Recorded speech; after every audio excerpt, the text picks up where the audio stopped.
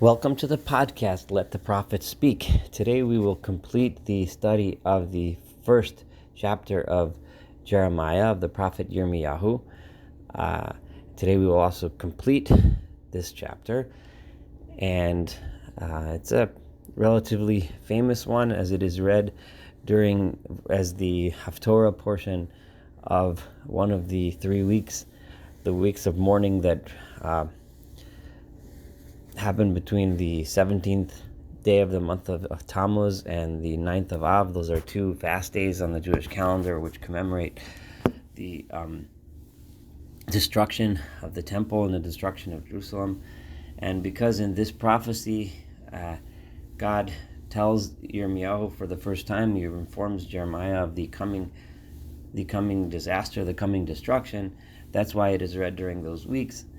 So we will begin. If you remember, in the last chapter, in the last podcast, we studied the 1b of Yeshayahu. We discussed the time when God appeared to Yirmiyahu and appointed him as a prophet, his call to prophecy, so to speak.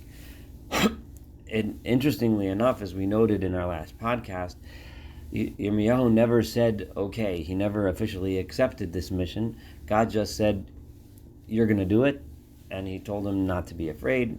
He told him that I am going to give you the message with which you should present to the people.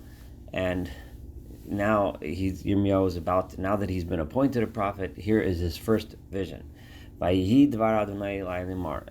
behold, the words of God came to me as follows.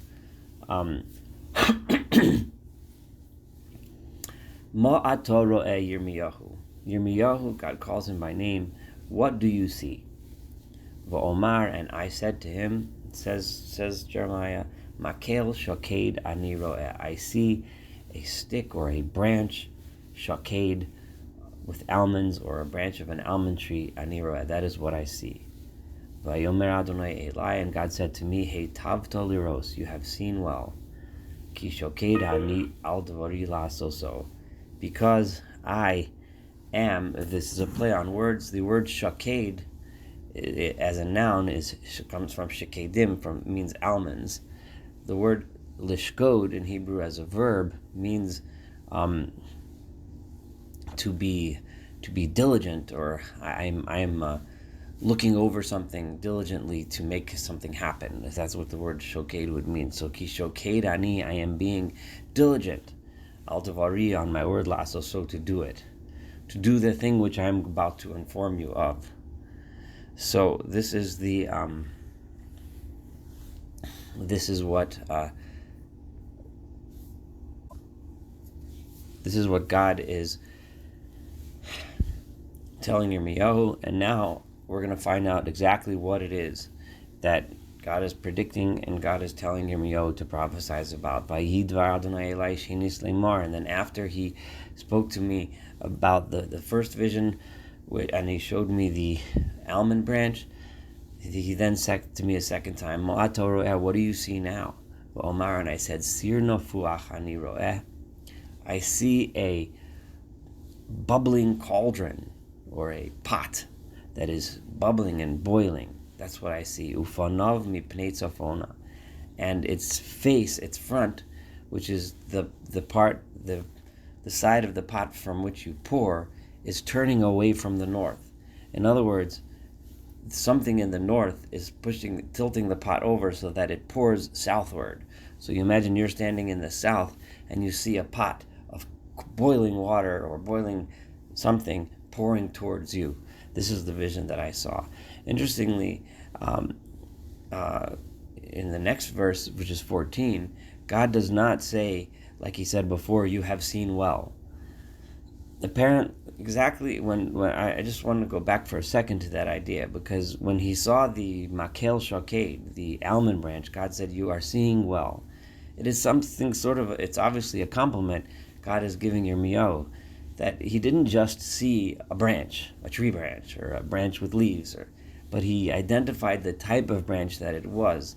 In other words, Yirmiyahu had the perception, God is saying, yes, Yirmiyahu, you have the perception when you see something, you are able to discern the important details about it. You don't just see something, but you see something important.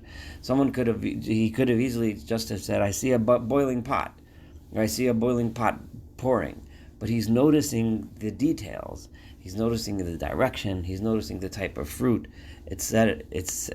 etc. The issue here is that, and it's the same thing here. I see this bubbling pot. I see where it's pouring from, but by now God has already complimented Yirmiyahu. He has already told him that I can tell that you're the kind of person who sees the images the way I want you to see them. So Vayomer Adonai Eli in verse 14, God then said to me, Mitzafon tipasach hara'ah. That detail that you saw, just like by the Makel Shoked, God, the detail was the important part. Ki Shoked ani, and God is saying that I am going to be diligent to make it happen. Same thing over here. It's the north that is the detail that he wanted him to see. And therefore God says, Mitzafon tipatach hara'ah.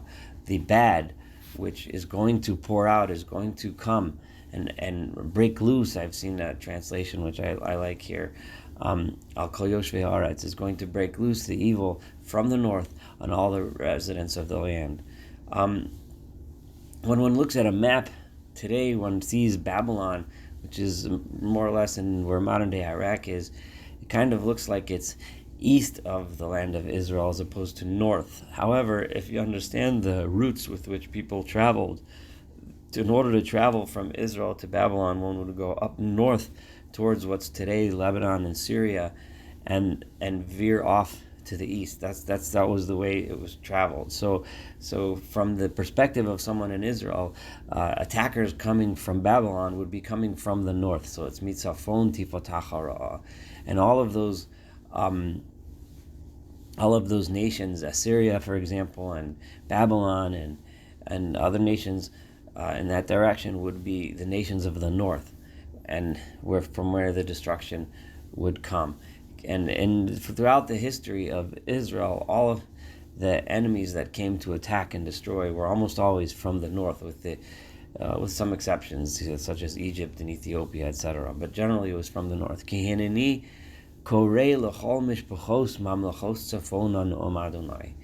Because God says, and now he's giving some details, I am going to call to all of the royal families of the kingdoms of the north, says God. I'm going to call them, uva'u v'nasnu ish kis'o, and each one of those royal families, each one of those noble families are going to come and bring their thrones, Pesach Shari Yerushalayim, to the doors of the gates, the openings of the gates of Jerusalem, and around all of the walls of Jerusalem, and not only against Jerusalem, but against all of the cities of Judah.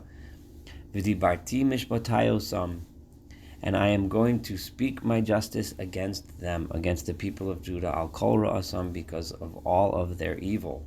I'm in the middle of verse 16. I'll stop here for just a second. And remember, we had this in Isaiah, we had this idea in many of the prophets that when the people come, when the nations come to attack, in order to mete out the punishment against Judah, God gives them permission to come. God makes them the rod of his wrath, so to speak, which was the language we saw in Isaiah. Here we have Jeremiah saying the same idea, or God actually telling the prophet Jeremiah the same idea, that I want to punish Judah because of its evil ways, and the way it's going to happen is that these nations are going to be my messengers to bring that punishment to Judah. And why is this? Back to the middle of verse 16, Asher hazavuni, because they have abandoned me, vayikatru le'elohim achirim, and they have been bringing incense and offerings to other gods, vayishtachavu lima'asei yedehem, and they are bowing down to the creations of their own hands. I pointed this out several times in this podcast, and I think it's a theme that I would like to reiterate, because I think it's a very important idea and theme, that the objection of the prophets and of God, obviously through his prophets, to the worship of other gods has many connotations. There's many issues involved here. There's many problems with worshiping other gods.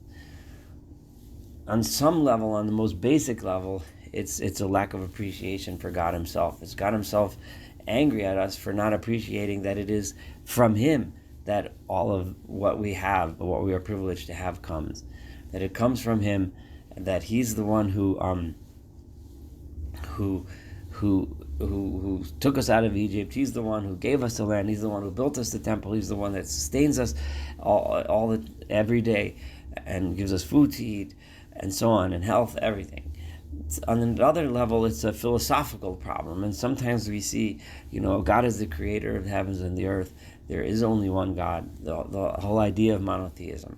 But on a third level, which is the one that is the most, the most emphasized throughout all of the prophets, is this idea that vayishtachavu lema'aseh yedehem. It's the idea of arrogance. An idol is something that we as human beings create ourselves. We create an idol and then we bow down to it. And when by doing that, what you're saying is that this is something that the power comes from me, that I am great, because I have the power to build this idol, and then whether it's pray to it, worship to it, or worship it in the sense that I expect this, my own power, the thing that I made myself, to provide me with something. This is the connection in which we can bring the problem of idol worship, and make it relevant to us in our day. There aren't many people today, in our society at least, in the Western society, where the monotheistic religions have pretty much carried the day here, from a religious sense. The idea that there's only one God and that there aren't numerous gods is not an idea that most of us grapple with on a day-to-day basis. We generally, at least in the audience that I'm speaking with, most of us are monotheists, and we understand, at least in principle, that there's only one God. But this idea of vayishtachavu lema'aseh yedehem, which is the problem of idol worship, is something that we have every day, all day in our lives. So much of what we do is worshiping our own creations. And the most obvious, of course, in our society is the idea of money, the idea of wealth, and the idea that we worship wealth in this sense. Not that we bow down to it or bring incense to it or sacrifices, but we worship it in the sense that we view it as a validation of a person's greatness.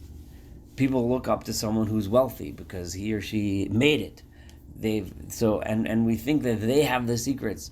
And when we ourselves achieve something or accomplish something in that sense, in that material sense, we become arrogant because we attribute that success to ourselves. This is vayishtachavu lema'aseh yedehem. I know that in this particular verse, it's mentioned in almost in passing, but it's extremely important. This point is driven home many, many more times and much more forcefully in many other verses. And as we view it in its entirety, and as we view this idea popping up again and again and again, and I'll keep on pointing it out, and this is what makes this relevant. There aren't many of us who are going to go home tonight and bring incense to an idol. And if so, then this verse would clearly recommend that that's not the proper path. But many of us will worship ourselves. Many of us will think that it's because I'm smart, because I'm strong, because I'm this, because I'm wealthy, that they have something, that they've achieved something, rather than attribute their success to God, from whom it really comes. V'atah, and now, going on to verse 17, God turns towards Jeremiah himself. God is about to warn him of something that's going to happen, and we're going to see so much of throughout this book. When Yirmiyahu brings this vision of destruction, he is not going to be met with a supportive crowd. The people are going to be very upset by what he says. The leadership are going to be very upset by what he says. And people are going to make fun, people are not going to listen, and eventually they're even going to physically harm and hurt Yirmiyahu and because of the message that he's trying to bring them. So God is now giving him strength. This reminds us, there's several other places, and of course, where God gives strength to the prophet before he sets out on his mission. The most famous being Joshua, where God says to Joshua in the famous words, "Chazak v'amatz," be strong and be brave. That, of course, was in a very different context. Joshua's enemies were enemies that were actual military enemies, and he was going to fight battles, whereas here Yirmiyahu is not fighting an actual physical battle with swords and arrows and chariots and horses, but he's fighting a battle, a much more of a political battle, although it does get physical to some extent, but it's a political battle with the people. And remember, Yirmiyahu is talking in the time of Yoshiyahu. This was a time of relative independence from Assyria, independence from Babylon. It was a time of where Yoshiyahu was bringing about tremendous reforms and bringing people back to God. This was a time when the people of Judah were looking at themselves and thinking, the people of Judah were thinking, here, things are going to be good, things are great, we're getting there, we're moving along, we're establishing a big kingdom, so much to the extent that Yoshiyahu thought he would have been able to withstand and attack the people of Egypt, the armies of Egypt. He ended up losing terribly and losing his life as well. But I'm just bringing that example of how strong Yoshiyahu thought he was and the people thought they were at this time. Yirmiyahu coming and saying, you guys aren't so holy, you guys aren't so great, you guys are still bowing to the works of your own hands, you're still evil and destruction is going to come, was not being received by an audience that really wanted to listen. So therefore God tells Yirmiyahu, V'yata, and you te'ezor masnecha. Literally this means gird your loins, but the idea is strengthen yourself, be brave, v'kamta, and get up, v'dibarta alahem, and speak to the people, Eis kol asher anochi atzavaka, everything that I tell you. Al techat, do not be afraid, mipnehem, penachitcha lifnehem, because if you are afraid, then I will. There's several ways to translate this. Penachitcha mipnehem. The idea here is that I don't want you to be afraid. If you show fear, then your fears will come true. Then I'm going to let them take advantage of you. I'm going to let the people hurt you. But if you're not afraid, then I will stand behind you. So the lack of fear is crucial to the mission here itself. Because the idea is that you know your strength comes from me. You know your strength comes from God. You know your strength comes from the fact that you're fulfilling the mission that I set you on. If you're afraid, it means you don't understand that. It means you're not confident in that. And then you're going to end up losing. Va'ani, and I, says God, hinei nisaticha hayom. God continues this metaphor of a battle, even though he's not actually going to battle, but the metaphor of a battle to give him strength. And he's saying, I'm making you le'ir mibtzar, like you are yourself a fortified city, v'lamud barzel, and an iron pillar, v'lchomos nechoshes, and bronze or copper walls, al kol haaretz, upon the entire land, l'malchei Yehuda, because your enemies are going to be big ones, and you're going to need a lot of strength. So I'm making you like this fortress, so that the people that are going to attack you, l'malchei Yehuda, the kings of Yehuda.